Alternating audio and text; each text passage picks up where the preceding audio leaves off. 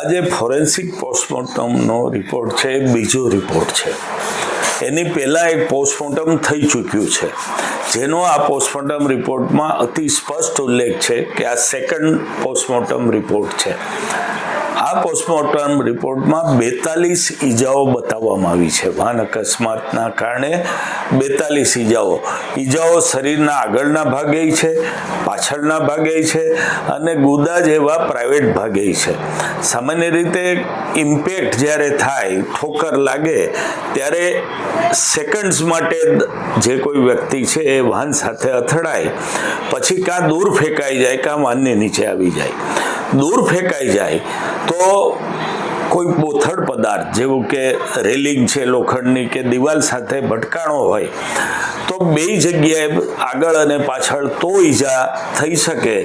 બીજું, વાહન અકસ્માતમાં મારી 30 વર્ષની જિંદગીમાં ખૂબ વાહન અકસ્માત અને કેસોની સારવાર કરી છે. આવી 42 ઈજાઓ જોવા મળે એવું હું પહેલી વાર જોઈ રહ્યો છું. કુલ 42 ઈજાઓ મૃતકના શરીર ઉપર છે. પોસ્ટમોર્ટમ રિપોર્ટના 19માં કારણ કોઝ ઓફ ડેથમાં એવું બતાવવામાં આવ્યું છે કે આ ઈજાઓ મૃત્યુ પહેલાંની હતી, ફ્રેશ હતી એટલે કે તાજી હતી અને કઠણ અને બોથડ પદાર્થથી થયેલી ઈજાઓ હતી. ક્યાંય એવું નથી લખવામાં આવ્યું કે આ ઈજાઓ વાહન અકસ્માતથી સંભવી શકે તેવી ઈજાઓ હતી. કઠણ અને બોથડ પદાર્થ હુમલામાં પણ વપરાતા હોય છે. વાહન અકસ્માતમાં પણ હાર્ડ બ્લન્ટ ટ્રક છે, બસ છે, એવી વસ્તુઓ સાથે વ્યક્તિ ભટકાય ત્યારે એવું પિક્ચર આવતું હોય છે.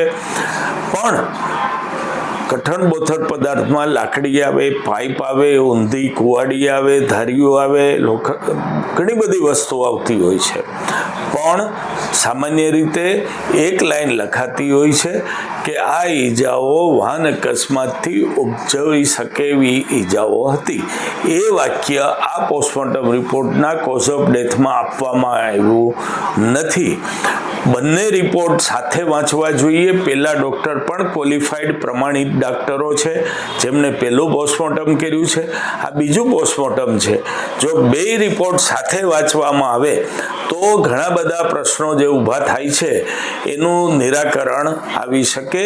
બીજું કે વિડીયો સાઇટ ઉપરના સીસીટીવી ફૂટેજ શું બતાવે છે એ પણ સંલગ્ન કરવું જરૂરી છે.